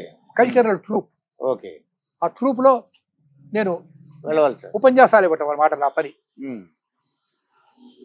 ఊరూరే తిరిగా. ఓకే. బ్రిటన్లో. ఓకే. అందువల్ల నాకు బ్రిటన్ గురించినటువంటి అవగాహన. ఆ రోజుల్లో నేను లండన్లో ఉపన్యాసం ఇస్తున్నప్పుడు ఆడియన్స్లో టంగుటూరి సూర్యకుమారి కూర్చొని ఉంది. ఓ, టంగుటూరి సూర్యకుమార్ గారు. మా తెలుగు తల్లికి మల్లెపూ దండారు పాట ఉంది చూడండి, అవునండి. ఆవిడే పాడింది. ఓకే. మా తెలుగు తల్లికి, అవునండి. టంగుటూరి సూర్యకుమారి ఆవిడ అక్కడ సెటిల్ అయిపోయింది. అటు ప్రకాశం పంతులు గారికి ఏదో బంధువు అనుకుంటాను. ఓకే కదా. అవునవును. She's a some relation. అవును. ఇంకా చాలా మంది అక్కడ వాళ్ళందరూ నాకు బాగా పరిచయం అయినారు. It's a beautiful experience. అవును. అయితే లైట్ ఫెయిల్ మధ్య యుద్ధానికి వెళ్ళిపోదాం అండి. లైట్ తగ్గుతుంది కాబట్టి ఇప్పుడు నేను చెప్పొచ్చిన సారాంశం ఏమిటంటే, ఆనాటి రాజకీయ సాంఘిక సామాజిక పరిస్థితులు ఈనాటి పరిస్థితులు వీటికి చాలా తేడా ఉన్నది. ఇవాళ ఈనాటి రచయితలకు నేను చెప్పవచ్చినటువంటిది ఏమిటి అంటే, ఈనాటి రచయితలకు నేను చెప్పదలుచుకున్నది ఏమిటి అంటే, మీరు నిబద్ధతతో కేంద్ర ప్రభుత్వానికి మద్దతునివ్వండి. కేంద్ర ప్రభుత్వానికి, లేకపోతే దేశం డిజింటిగ్రేట్ అయిపోతుంది. భాషా ప్రయుక్త రాష్ట్రాలతో ఏమవుతున్నదంటే, ఎవడి భాష వాడికే గొప్ప, ఎవడి రాష్ట్రం వాడికే గొప్ప. ఫెడరలిజం పేరుతో కేంద్రం మీద యుద్ధం ప్రకటిస్తున్నారు. They are waging a war against central government. Central government weaken అయిపోతే ఇండియా డిజింటిగ్రేట్ అయిపోతుంది. రష్యాకు పట్టిన గతి పడుతుంది. ఏమైంది? రష్యా, జార్జియా పోయింది, యుక్రెయిన్ పోయింది, అని చిన్న చిన్న సపరేట్ కంట్రీస్ అయిపోలేదండి. అవునండి. ఇండియా అట్లా అవుతుంది. షార్ట్ సైటెడ్నెస్ అంటే అల్ప దృష్టితో, హ్రస్వ దృష్టితో, దీర్ఘదృష్టి లేకపోవడం వల్ల జరిగేటటువంటి అనర్థం ఏమిటంటే, భారతదేశ చరిత్రలో ఇట్లా చాలాసార్లు జరిగింది. కేంద్ర ప్రభుత్వం బలహీనం కాకూడదు. మళ్ళీ మళ్ళీ చెబుతున్నాను, దయచేసి వినండి. శివప్రసాద్ గారు, అసలు యుద్ధం ఎందుకు, అది ఎందువల్ల, ఎవరిది తప్పు అంటారు మీ ఉద్దేశ ప్రకారం? ఎవరిది తప్పు, ఎవరిది కరెక్ట్, ఎవరికి ఇబ్బందులు ఏర్పడుతున్నాయి?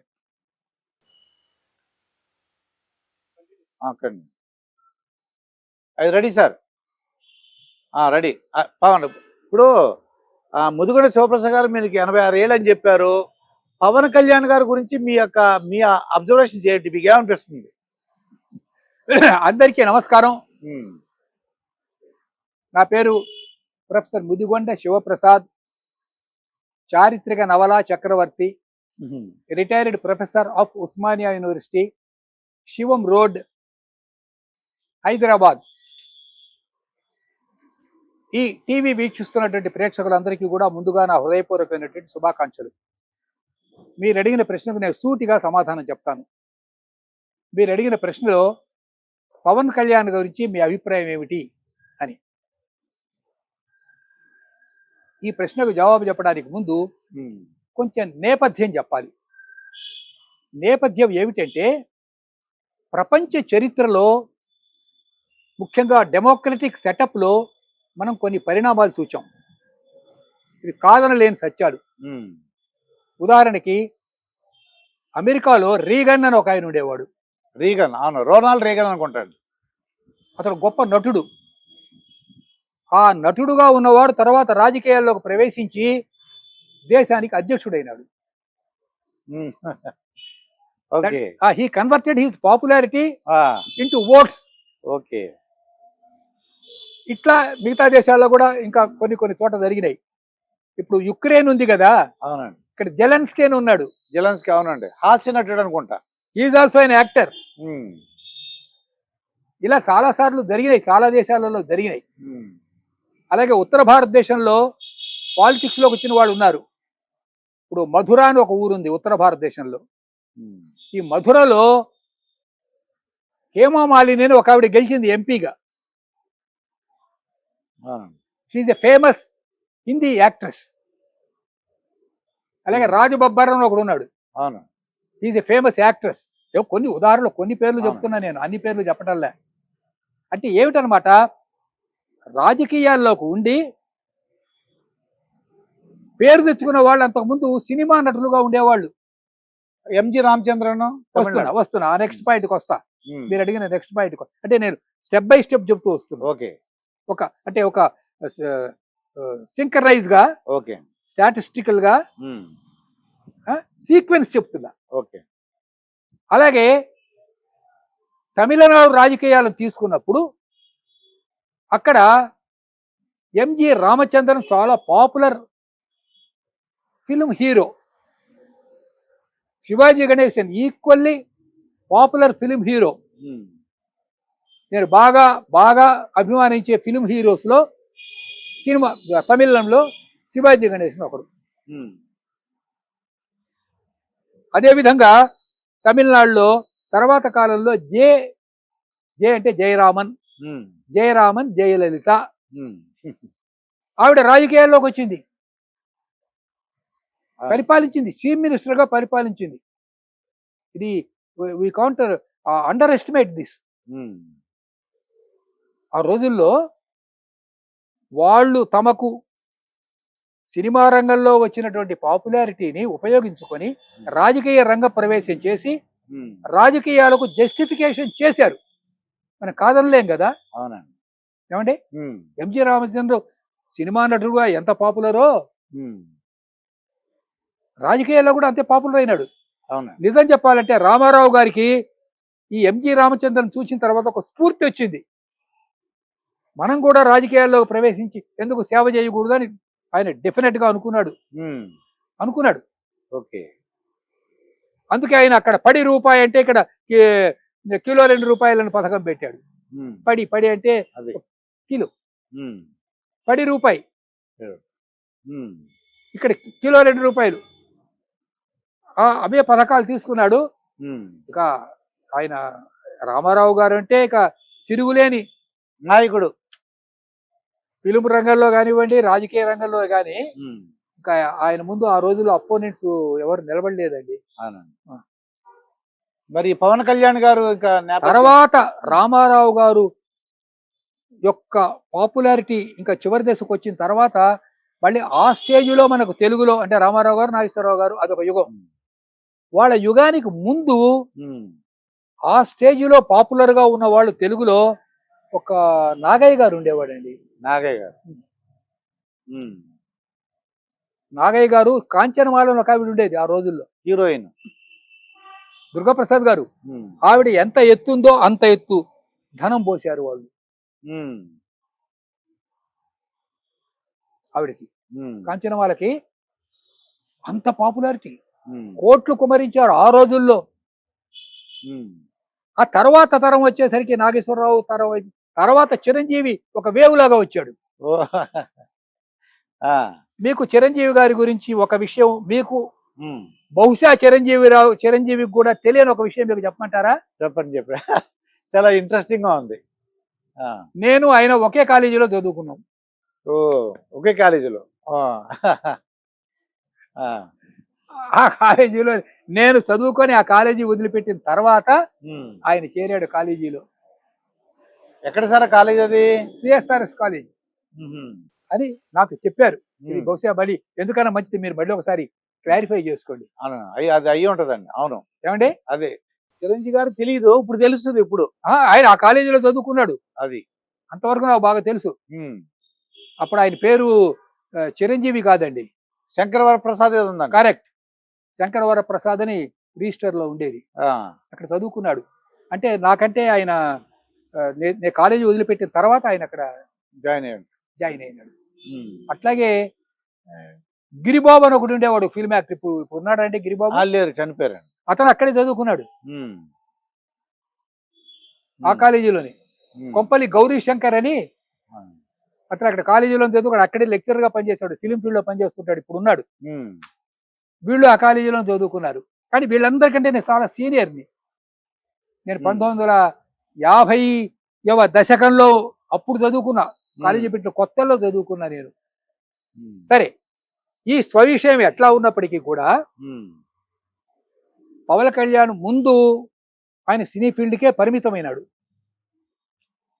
కొన్ని సాంఘిక సేవా కార్యక్రమాలు చేసినప్పటికీ ఇప్పుడు మనకి హైదరాబాద్ లో చిరంజీవి బ్లడ్ బ్యాంక్ అని ఉందండి. అవునండి కదా, అవి సాంఘిక సేవా కార్యక్రమాలు కదా. అవునండి, ప్రజలకు ఉపయోగపడేవి.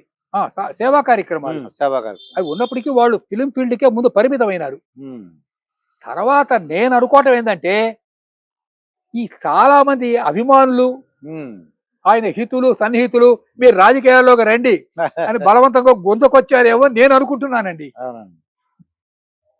వాళ్ళు మీరు రాజకీయాల్లోకి వస్తే మీరు బాగా ఉన్నతమైన స్థాయికి వెళ్తారు, ఈ రాజకీయాలను బాగా మీరు కలుషితమైన రాజకీయాలను క్షాళన చేయవచ్చు ఇట్లా చెబుతుంటారు కదా అవును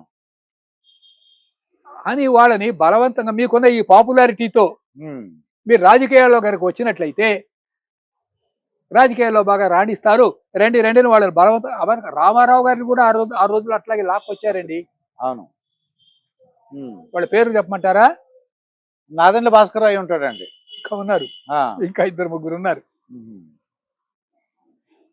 సరే, అయితే ఈ విధంగా వీళ్ళు రాజకీయ రంగ ప్రవేశం చేశారు.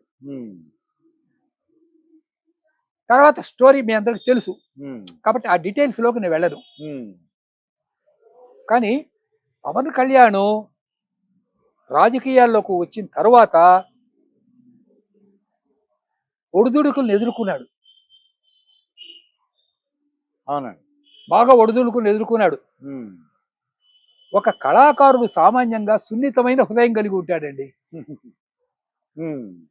అంటే చాలా సెన్సిటివ్. ఆర్టిస్ట్ కు సున్నితమైన హృదయం ఉంటుంది, అంటే బై నేచర్, లేకపోతే అతను ఆర్టిస్ట్ కాలేడు. అలాంటి వాళ్ళు రాజకీయాలలో రఫ్ అండ్ టఫ్ గా ఈ ఒడిదుడుకులను ఎదుర్కోవడం అనేది చాలా కష్టమైన పరిస్థితి.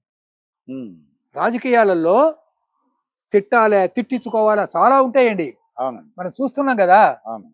ఆర్టిస్టులు రాజకీయాలకు అంతగా సరిపడరు అన్నటువంటిది నా అభిప్రాయం, వ్యక్తిగతమైన అభిప్రాయం. ఓకే, ఎందుకంటే వీళ్ళు చాలా డెలికేట్ గా ఉంటారు, వీళ్ళ హృదయాలు. అవునండి కదా. అక్కడికి వచ్చే తర్వాత కొంత కాంప్రమైజ్ కావాల్సి వస్తుంది. అవును, అయినప్పటికీ ప్రజాసేవ చేయడానికి అదొక మంచి సీటు. నేను విన్నది ఏమిటంటే పవన్ కళ్యాణ్ గారు బాగా ఒరేషియస్ రీడర్ అని నేను విన్నాను. ముదిగొండ శివప్రసాద్ రాసిన పుస్తకాలు కూడా ఆయన చాలా చదివాడు అని ఆయన సన్నిహితులు నాతో చెప్పారు. నేను వారిని వ్యక్తిగతంగా పర్సనల్ గా నేను హైదరాబాద్ లో కూడా కలవలే, కానీ నా బుక్స్ చారిత్రక నవలలు అవి చదివారండి, చాలా తెప్పించుకొని ఆయన చదివారు అని నాకు పబ్లిషర్స్ చెప్పారు. నాకు మా పబ్లిషర్స్ కొంతమంది ఉన్నారు కదా హైదరాబాద్ లో, వాళ్ళు చెప్పారు. ఎవరండి ఏమిటండి పుస్తకాలు అంటే పవన్ కళ్యాణ్ గారి ఇంటికి వెళ్తున్నాయండి అని చెప్పారు. నాకు ఐ ఫెల్ట్ వెరీ హ్యాపీ. అంతే కదా. ఒక గొప్ప వ్యక్తి ఒక రచయిత మీద అభిమానం ప్రకటిస్తే ఆ రచయితకి దుర్గాప్రసాద్ గారు అక్కడ చెప్తాను వినండి, రచయిత కావాల్సింది డబ్బు కాదండి, గుర్తింపు. అదే ఆ వాల్యూ తెలుసుకుని ఉండాలి. తనను సమాజంలో ఇంతమంది మంచి సహృదయమైన పాఠకులు చదువుతూ ఉన్నారు అంటే అంతకంటే ఏం కావాలి. తుమ్మల సీతారామూర్తి చౌదరి గారు ఒక పద్యం రాశారు దుర్గాప్రసాద్ గారు. ఆ పద్యం ఏమిటంటే రాజు మరణించే ఒక తార రాలిపోయే, కవియు మరణించే ఒక తార గగనమెక్కే. ఇది రాలిపోతే ఇది గగనం ఎక్కింది. రాజు జీవించే రాతి విగ్రహములందు సుకవి జీవించే ప్రజల నాలుకల పైన. మంచి కవి అయితే ఎప్పుడు నాలుక మీద ఉంటాడు, ప్రజల నాలుకల్లో బతుకుతూ ఉంటాడు. ఉప్పు కప్పు రంబు రొక్క పోలిక నుండు వేమన శతకల మందార మకరంద మాధుర్యమున తెలు నిత్యం సుకవి ప్రజల నాలుకల మీద, అంటే ఆ జాతి జనులు పాడుకునే గీతంగా కవి మిగిలిపోతాడు. కాబట్టి రచయిత కావాల్సింది ఏమిటంటే సమాజంలో గుర్తింపు. దుర్గాప్రసాద్ గారు అయితే పవన్ కళ్యాణ్ గారు మీరు చదివారు. పవన్ కళ్యాణ్ గారు ఆయన యొక్క స్టైల్ ఆఫ్ ఫంక్షనింగ్ చూస్తున్నప్పుడు ఆయన నోటికి నరేంద్ర మోడీ గారు ఎంతటి దేశభక్తుడు అంతటి దేశభక్తుడు అని నేను నిర్ద్వందంగా నిస్సంశయంగా చెప్పగలను. నిస్సంశయంగా చెప్పగలను. మచ్చలేని దేశభక్తుడు అంటే పేట్రియాట్ అంటారు చూడండి, అవును, దేశభక్తుడు. అవునండి. గొప్ప దేశభక్తుడు, అందులో అనుమానం లేదు. ఉమ్, ఆయన ప్రసంగాలు నేను ఫాలో అవుతుంటాను రెగ్యులర్. అవును. నేను టీవీ జాగ్రత్తగా చూస్తా రోజు, ఉమ్, రాత్రి 11 గంటల దాకా టీవీ చూస్తుంటా. ఉమ్, ఇంగ్లీష్ ఛానల్స్ బాగా చూస్తా, నాకు అలవాటు. ఉమ్, అది నేను అట్లా అలవాటు చేసుకున్నా. ఓకే. నావికా కుమార్ అని ఒక ఆవిడ వస్తుంది, ఉమ్, నావికా కుమార్. ఓకే. ఆవిడ టైమ్స్ నౌ, ఓకే. తర్వాత అర్నవ్ గోస్వామి అని ఒక ఆయన వస్తుంటాడు. ఉమ్, వాళ్ళు మంచి ఎనాలిసిస్ ఇస్తారు, సబ్జెక్ట్ ఎనాలిసిస్ ఇస్తారు. ఓకే. అలాగే తెలుగు ఛానల్స్ చూస్తూ ఉంటా. ఉమ్, తిరుపతి సభలో పవన్ కళ్యాణ్ గారు సనాతన ధర్మాన్ని చేసినటువంటి ప్రసంగం ఏదైతే ఉందో ఉమ్, అది భారతీయులకు కనువిప్పు కలుగుతుంది. ఉమ్, అంత ధైర్యంగా ఉమ్, సనాతన ధర్మం మీద ఆయన చేసినటువంటి ప్రసంగం. అవునండి. ఏమిటండి అసలు ఆంధ్రప్రదేశ్ని భ్రష్టు పెట్టించారు కదండి. అవునండి. తిరుపతి రెడ్డి కల్తీ కావటం ఏమిటండి, ఉమ్, దుర్మార్గం కదా. ఉమ్, లడ్డు అంటే ఏమిటి, లడ్డు అంటే ఏదో పుల్లారెడ్డి మిఠాయి దుకాణం కాదు. అవునండి. మనం పవిత్రంగా భావించే లడ్డూను కల్తీ చేయడం ద్వారా ఒక ధర్మం మీద, ఒక దేశం మీద, ఒక సంస్కృతి మీద, ఒక నాగరికత మీద, ఉమ్, ఒక ఆధ్యాత్మికమైనటువంటి జీవన ప్రవాహం మీద దెబ్బ కొట్టారు. Um, it is an international colonial conspiracy. Um, ఏదో లడ్డు అంటే లడ్డు కాదు, ఉమ్, భారత జాతీయ జీవనాన్ని కలుషితం చేయాలని చేసినటువంటి ప్రయత్నం అండి ఇది. ఉమ్, ఇలాంటి ప్రయత్నం ఇంకా చాలా చోట జరిగింది, ఉమ్, చాలా చోట. అంతర్వేదిలో జరిగింది, ఉమ్, అన్నవరంలో జరిగింది. అంతర్వేది, అన్నవరం, ఇంకా శ్రీకాకుళం జిల్లాలో రామతీర్థం ఒక చోట ఉంది, అక్కడ జరిగింది. ఉమ్, ఇంకా చాలా చోట్ల జరిగింది. ఇదంతా ఎవరు చేశారు? ఉమ్, పవన్ కళ్యాణ్ గారు ధైర్యంగా నిలబడి ఉమ్, నేను సనాతన ధర్మానికి ప్రతినిధిని అని చెప్పగలిగాడండి. ఇంత ధైర్యంగా చెప్పిన ఇంకొక సినిమా యాక్టర్ పేరు చెప్పండి. Hats off. వాళ్ళు ఏమంటారంటే అండి, ఒక ఉప ముఖ్యమంత్రి సనాతన ధర్మం అని అలా చెప్పడం ఏంటని అంటారు కొంతమంది. అంటే ఈ భారతదేశం ఎవరిది? ఆయన ఎవరికి ముఖ్యమంత్రి, ఎవరికి ఉప ముఖ్యమంత్రి? ఆ, తెలుగు ప్రజలకు ఉప ముఖ్యమంత్రి కాదా? అవునండి. కాబట్టి తెలుగుదేశానికి సంబంధించిన వాడు. సనాతన ధర్మం అంటే ఏమిటండి? సూర్యుడు తూర్పున ఉదయించును, ఇది సనాతన ధర్మం. ఉమ్, సనాతన ధర్మం అంటే ఎటర్నల్ ట్రూత్ చెప్తుంది, వాస్తవికత, శాశ్వత సత్యాలు చెప్పేది. శాశ్వత సత్యాలు. సత్యం బ్రూయాత్, ఇది సనాతన ధర్మం. ఉమ్, సనాతన ధర్మం అంటే ఏమిటండి? త్రికాల అబాధితమైనటువంటి శాశ్వత సత్యాలు అని చెప్పేదాన్ని సనాతన ధర్మం అంటారు ఉమ్, కదా. అవునండి. అది ఒక దేశానికి కాదు, ఒక కాలానికి కాదు, ఒక తరానికి కాదు, ఉమ్, అన్ని దేశాలకు వర్తిస్తుంది. ఉమ్, నిజమే చెప్పవలెను, అవునండి. ఇది ఋగ్వేదంలోని మాట. ఇప్పుడు నిజమే చెప్పవలెను అనేది ఋగ్వేదంలో సత్యం బ్రూయాత్, అవునండి. ఏకం సత్ విప్రహ బహుధా వదంతి, ఉమ్, ఇవి ఋగ్వేదంలోని మంత్రాలు అవును. కదా. ఉమ్, ఈ ఋగ్వేదంలోని మంత్రం ఒక భారతదేశానికే వర్తిస్తుందా, అమెరికాకు వర్తించదా? అవునండి. అయితే ఇంకొక చిన్నదంటే, మీరు అంటే గవర్నమెంట్ నుంచి ఏ వృత్తిలో ఫస్ట్ జాయిన్ అయ్యారు? మొదటి జీతం ఎంత అండి మీది? మొదటి జీతం?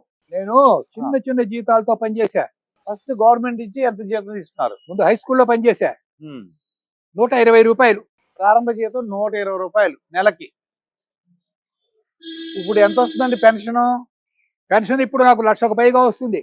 1,00,000 పైగా వస్తుంది. 1,30,000 అలా వస్తుంది అంటారా? బాగా వస్తుంది నాకు. పెన్షన్ ఇబ్బంది ఏం లేదు. నేను యూనివర్సిటీలో నేను ఒక 10 ఇయర్స్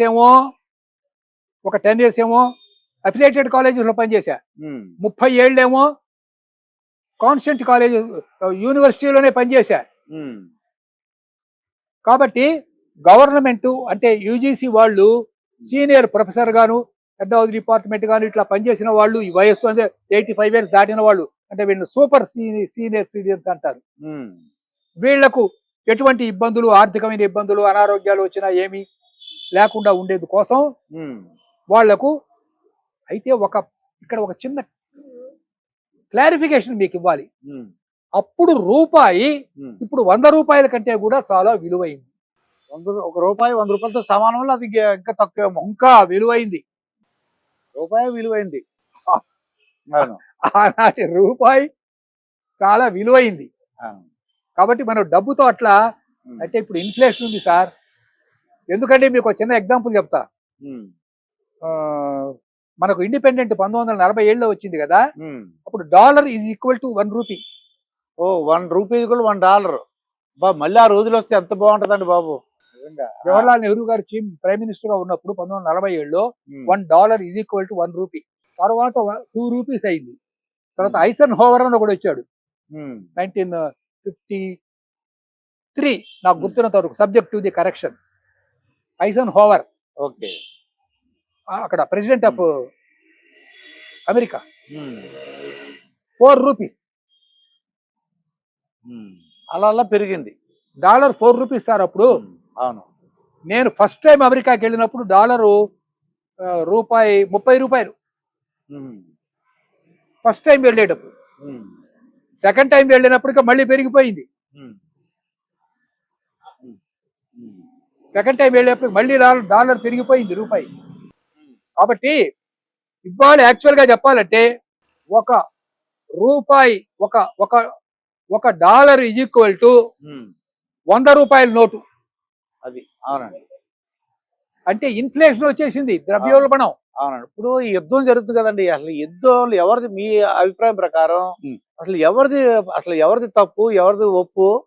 అసలు ఎందువల్ల యుద్ధం వచ్చిందంటారు? యుద్ధం ఆపడానికి ఏం చేయమంటారు?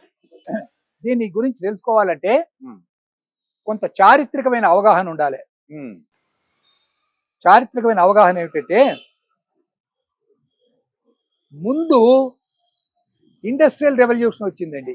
ఉమ్. పారిశ్రామిక విప్లవం. పారిశ్రామిక విప్లవం వచ్చింది. ఉమ్, దానివల్ల ఏమైంది? కరెంట్ వచ్చింది, మిషన్స్ వచ్చినాయి, వస్తూత్పత్తి పెరిగింది.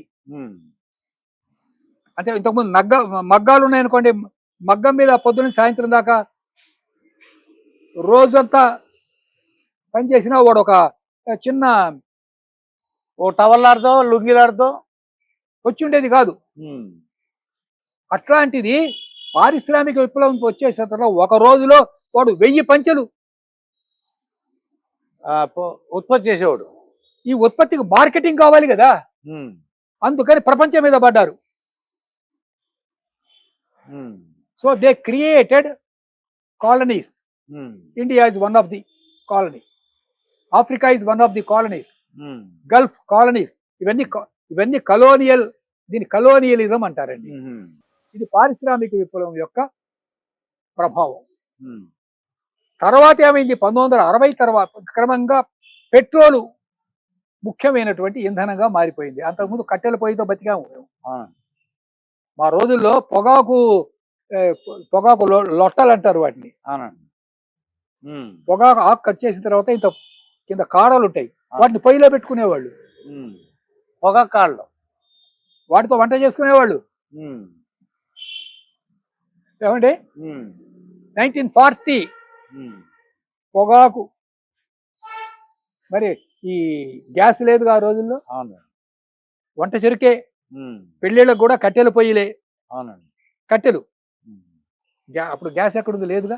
ఇప్పుడు ఎప్పుడైతే చమురు, గ్యాసు ఉమ్, ప్రధానమైనటువంటి ద్రవ్యాలుగా మారిపోయాయో ఓకే. ఈ వెస్టర్న్ సొసైటీ దాని మీద పడిపోయిందండి. ఉమ్, ఎక్కడెక్కడైతే చమురు ఉంటుందో ఆ దేశాలను ధ్వంసం చేసి వాళ్ళ బుర్రలు పగలగొట్టి ఆ ఉమ్. చమురు తెచ్చుకోవాలి. లేకపోతే అక్కడ కార్లు నడవవు. అమెరికాలో. ఆ, ఉమ్, కార్లు లేకపోతే వాళ్ళు నడవరు, అసలు ఉమ్, వాళ్ళ జీవనం స్తంభించిపోతుంది. అవునండి. అందుకని సాద్దాం హుస్సేన్ చంపారు, ఉమ్, వాడు బుర్ర పగలగొట్టారు. షేక్ హసీనా తరిమేశారు అక్కడ, ఆవిడ మాట వినలేదని. ఉమ్. నేపాల్ మీద పడ్డారు. వెనిజులా. వెనుజిలా సరే పాపం చిన్న కంట్రీ అది. ఉమ్, ఎంత ఉంటుందంటే ఆ కంట్రీ వెనుజిలా? మన హైదరాబాద్ నగరం అంతా కూడా ఉండదు, ఉమ్, చిన్న స్మాల్ కంట్రీ అండి. ఉమ్, అసలు వీళ్ళు ఎవరండి? వాళ్ళ దేశానికి వెళ్ళి వాళ్ళ అధ్యక్షుడిని బుర్రబాదలు కొట్టి వాడిని తీసుకురావడానికి వీళ్ళు ఎవరండి? ఉమ్, దుర్మార్గులు. ఉమ్, అడిగేవాడు వాళ్ళు లేడా?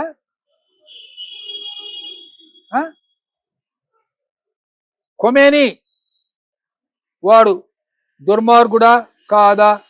వాడు షియైట్ అంటారండి, షియైట్. ఓకే. షియాలు. అంటే సున్నీ సియా అని 2 ఉన్నారు కదా అందులో. అవును. ఇతనేమో షియైట్. ఉమ్, ఆ పక్కనే కొన్ని కంట్రీస్ ఉన్నాయి, ఉమ్, సౌదీ అరేబియా, ఉమ్, బహ్రెయిన్. అవునండి. వీళ్ళను సున్నీస్ అంటారు. ఓకే. అందుకని అక్కడ ఉన్న ముస్లింలకే ఒకళ్ళకొకళ్ళకి పడదు. ఉమ్, అందుకని వాళ్ళందరికీ ఇరాన్ అంటే నచ్చదు. ఉమ్, ఇరాన్ అనే మాట ఆర్యన్ అన్న సంస్కృతంలోంచి వచ్చిందండి. ఉమ్. ఇరాన్ ఇరాన్ ఆ ఆర్యన్ దాంట్లో వచ్చింది. ఆర్యన్ అన్న సంస్కృత పదంలోంచి పుట్టింది ఇరాన్ అన్న పదం. ఉమ్. విన్నారా? అవును. అక్కడ పూర్వం పర్షియన్స్ ఉండేవాళ్ళు. ఉమ్. Persians okay. వాళ్ళ మీద ఇతను వీళ్ళని ఇస్లామిక్ రెవల్యూషన్ అంటారు. 1979లో రెవల్యూషన్ వచ్చి ఉమ్. ఈ ఐతుల్లా ఖొమేని దాన్ని స్వాధీనం చేసుకున్నాడు. ఉమ్. ఈ ఖొమేని తన మాట వినకపోవడం వల్ల ఉమ్. ఆ పక్కనే వీళ్ళకు ఐలాండ్ ఒకటి ఉంది. ఉమ్. ఈ ఈ ఈ ఇరాన్లోనే ఆనుకొని ఒక ఐలాండ్ ఉంది. అక్కడ మన ఇండియా దాదాపు, నాకు యాక్చువల్ ఫిగర్ తెలియదు సరిగ్గా, ఉమ్. కనీసం ఒక 500 కోట్ల రూపాయలు పెట్టుబడి పెట్టింది. సబ్జెక్ట్ టు ది కరెక్షన్, ఉమ్. 500 కోట్ల రూపాయలు మన మన ఇండియా అక్కడ పెట్టుబడి పెట్టింది. ఉమ్. ఆ ఐలాండ్ మీద బాంబులు వేశారు వీళ్ళు. ఉమ్. ఆ ఐలాండ్ యొక్క నూనె మీదనే ఇండియా, చైనా ఆధారపడి ఉంది. ఉమ్. ఇప్పుడు వాళ్ళ వాళ్ళ వాళ్ళ దృష్టి ఏమిటంటే ఉమ్. ఇరాన్ నాశనం చేసి ఉమ్. ఆ చుట్టూ ఉన్నటువంటి మధ్య ప్రాంతంలో ఉన్న పెట్రోల్ అంతా కూడా అమెరికాకు పట్టుకొని పోవాలనేది వాళ్ళ కోరిక. అది ఇరాన్ అబ్జెక్షన్ పెడుతుంది. Um. Eliminate um. Iran and capture um. All um. Gulf countries. Um. This is petrol dollar war అండి. ఇది పెట్రోల్ కి డాలర్ కి వారు. Petrol dollar war. పెట్రోల్కు డాలర్ కు కాదు, పెట్రోల్ డాలర్. పెట్రోల్ మీద వచ్చే డాలర్. పెట్రోల్ అమ్మి డాలర్లు సంపాదించుకునేందు కోసం. Okay. It is an American conspiracy. ఈ అమెరికన్ కు బ్రిటిష్ మద్దతు ఇస్తున్నది. దీనివల్ల మన ఇండియా వాళ్ళు చాలా ఇబ్బంది పడుతున్నారు. గ్యాస్ దొరకట్లేదు, ఆయిల్ దొరకట్లేదు, రేట్లన్నీ పెరిగిపోతున్నాయి. అంతేకాదు రూపాయి ఇంకా పతనం అవుతుంది. మరి ఏంటంటే పరిష్కార మార్గం? దీనికి పరిష్కార మార్గం ఏమిటంటే మన దేశంలో కేంద్రాన్ని ముందు బలపరచాలి. నరేంద్ర మోడీని కనుక బలహీనపరిచినట్లయితే ఇండియాను కూడా వాళ్ళు తినేస్తారు. I'm telling you, US is capable of capturing India. Traitors are there in our country today. వీళ్ళు ఇండియాని వెండి పళ్ళెంలో పెట్టి అమెరికాను అమ్మడానికి సిద్ధంగా ఉన్నారు. మన దురదృష్టం అన్నమాట అది. కేంద్ర ప్రభుత్వాన్ని బలపరచాలి. అన్ని రాష్ట్రాలు వాళ్ళు బలపరచాలి. అందుకని ఈ యుద్ధం ఆగటం మంచిది. యుద్ధం ఎంత త్వరగా ఆగితే ఒక్క ఇండియాకే కాదు, ప్రపంచం అంతా కూడా. యుద్ధం కనుక ఇంకా బాగా ఇప్పుడు ఉధృతం అయితే చూడండి, యుక్రెయిన్ లో ఏమైంది? ఎవడు బాగుపడ్డారు యుక్రెయిన్ వల్ల? యుక్రెయిన్ యుద్ధం, యుక్రెయిన్ నాశనం అయింది, రష్యా కూడా నాశనం అయింది కదా. ఇట్లాగే ఇంకా కొన్ని వారాలు కనుక యుద్ధం నడిస్తే అమెరికా ఆర్థిక వ్యవస్థ కూడా డ్యామేజ్ అవుతుంది. అక్కడే తిరుగుబాటు వస్తుంది. ది రిపబ్లికన్స్ అక్కడ అధికారంలో ఉన్నారే, that party will lose their popularity. అక్కడే తిరుగుబాటు వస్తుంది వాళ్ళ మీద. కాబట్టి యుద్ధం ఎవరికీ మంచిది కాదు. కాబట్టి యుద్ధం అంటే, బట్ ఇట్ ఈస్ ఇన్ఎవిటబుల్, అనివార్యం చేశారు యుద్ధాన్ని. అందువల్ల మనం ఎప్పుడు శాంతిని కోరుకుందాం. కానీ మనం శాంతిని కోరుకున్నాం కాబట్టి మన శత్రువు శాంతిగా ఉంటాడు అనుకోకూడదు. కాబట్టి రక్షణ వ్యవస్థ బలంగానే ఉండాలి. నమస్కారం. నమస్కారం. ఇదండి ముదిగొండ శివప్రసాద్ గారితో జరిగిన ఇంటర్వ్యూ. మరొక ఇంటర్వ్యూతో మీ ముందు ఉంటాను. మీ మాస్టర్ దుర్గా ప్రసాద్. నమస్కారం స్వామి. మీరు చారిత్రాత్మక నవల్స్ ఎన్నో రాశారండి. అంటే ఏదో ఒక టాలెంట్ ఉంది మీలో. అలాగే చాగంటి కోటేశ్వరరావు గారి యొక్క టాలెంట్ ఏంటంటే, గరికపాటి వారి యొక్క టాలెంట్, వాళ్ళ యొక్క గొప్పతనం ఏంటో మీ ద్వారా తెలుసుకోవాలన్నాను నాకు. అందరికీ నమస్కారం. నా పేరు professor Mudigonda Sivaprasad, retired professor of Osmania university, Shivam road, Hyderabad. మన దేశంలో ప్రవచనం అన్నటువంటిది ఒక కళ. ఇది నిరంతర జాగరణ కలిగించాలి సమాజంలో. అలా చేయాలంటే వక్తలు ప్రవక్తలు కావాలి. వక్తలు ప్రవక్తలు. ఇలా పూర్వతరంలో కూడా నా చిన్నప్పుడు ఉమామహేశ్వర పండితులు ఒక ఆయన ఉండేవాడు. ఆయన ఊరూరు తిరిగి ధర్మ ప్రచారం చేస్తుండేవాడు. ఆయన పేరు జటావలహుల పురుషోత్తం. ఊరూరు తిరిగి ధర్మ ప్రచారం చేస్తుండేవాడు. ఈ తరంలో అలాంటి వక్తలు కొద్ది మంది ఉన్నారు, ఎక్కువ మంది లేరు. అందులో ఒక ఆయన పేరు సామవేదం షణ్ముఖ శర్మ గారు. అవునా? అవును. ఆయన కూడా నాకు చాలా హితుడు, సన్నిహితుడు. ధర్మ ప్రచారం చేస్తున్నాడు. ఇంకొక ఆయన పేరు గరికపాటి నరసింహారావు గారు. అవును. ఆయన కూడా మంచి పోయెట్, నాకు చాలా హితుడు, సన్నిహితుడు. కాకినాడ నుంచి వచ్చారండి ఆయన. ఆయన కాకినాడ నుంచి వచ్చినా ఆయన హైదరాబాద్ లో ఉంటారు. ఉమ్, ఆయన కవిగా నాకు చాలా కాలంగా ఉమ్, చాలా హితుడు, చాలా క్లోజు. అలాగే ఈ ధర్మ ప్రచారం చేస్తున్నటువంటి వాళ్ళల్లో మైలవరపు శ్రీనివాసరావు గారు, అవునండి. అతను కూడా చాలా మంచి ధర్మ ప్రచారం చేస్తున్న వాళ్ళు. ఉమ్, వీళ్ళందరితో పాటుగా రెగ్యులర్ గా ధర్మ ప్రచారమే ఒక వృత్తిగా ప్రవృత్తిగా మార్చుకున్నటువంటి వ్యక్తి ఉమ్, చాగంటి కోటేశ్వరరావు గారు. అవునండి. ఆయన మాకు బంధువు, ఓ రిలేటివ్ అవుతారు. Close relative. ఆహా. చాగంటి వారు ఉమ్, మాకు చాలా దగ్గర బంధువు. ఉమ్, ఆయన ప్రవచనాలు జనానికి బాగా నచ్చినాయి. ఎందువలన అండి? అంటే జనం యొక్క సమీపానికి ఆయన వెళ్ళగలిగాడు. ఆయన వాళ్ళకి అర్థమైన భాషలో, వాళ్ళకు అర్థమైన భాషలో, వాళ్ళకి అర్థమైన సబ్జెక్టు. ఆయన భారతం గురించి చెప్పాడు, ఉమ్, రామాయణం గురించి చెప్పాడు, అవును. లేదా శివపురాణం చెప్పాడు. ఏది చెప్పినా సరే కామన్ మ్యాన్ దృష్టిలో పెట్టుకొని చెప్పాడు ఆయన. ఇప్పుడు మనకు ఉన్న ప్రేక్షకులు, శ్రోతలు ఏ స్థాయి వాళ్ళో దాన్ని దృష్టిలో పెట్టుకొని, ఉమ్, ఇప్పుడు నేను మీ టీవీ దగ్గర కూర్చొని ప్రధ్వంసాభావము అంటే ఏమర్థం అవుతుంది మాకు?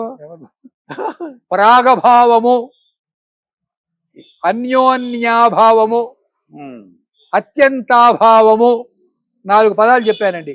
ఉమ్, ఇవి చాలా చాలా ఇంపార్టెంట్ పదాలు, చిన్న పదాలు కావు ఇవి. ఆ, ఇప్పుడు నేను చెప్పిన 4 పదాలు తర్క భాష, ఇండియన్ లాజిక్ అంటారు దీన్ని. ఉమ్, ఆ పదాలు మళ్ళీ రిపీట్ చేస్తా. ఉమ్, ప్రధ్వంసాభావము, ప్రాగభావము, అన్యోన్యాభావము, అత్యంతాభావము. ఉమ్. అంటే ఏమర్థమైందండి? నోరు కూడా తిరగట్లేదండి మాకు. కామన్ మ్యాన్కి అర్థమయ్యే భాషలో వాళ్లకు కనెక్ట్ అయ్యేటట్టు చెప్పగలిగిన వాళ్ళలో కోటేశ్వరరావు గారు ఒకరు. ఉమ్, ఆయన ఒక్కడే అని కాదు, ఇంతకుముందు ఉమామహేశ్వర పండితుడు కూడా అలాంటి వాడే. ఓకే. అది 1940 నాటి మాట, ఆ ఉమ్, చిన్నప్పుడు. కాబట్టి మనం వాళ్ళ దగ్గరికి వెళ్ళి వాళ్ళ మనసును రంజింపజేయాలి. అది. ఉమ్, అది వక్త యొక్క, ప్రవక్త యొక్క లక్షణం. ఉమ్, కాబట్టి ఈ ప్రవక్తలందరికీ కూడా వాళ్ళు చేస్తున్న ధర్మ ప్రచారానికి మరొకసారి నేను ఈ ఛానల్ మాధ్యమంగా నా హృదయపూర్వకమైనటువంటి వినమ్రమైన నమస్సుమాంజలిని సమర్పించుకుంటున్నాను. నమస్కారం.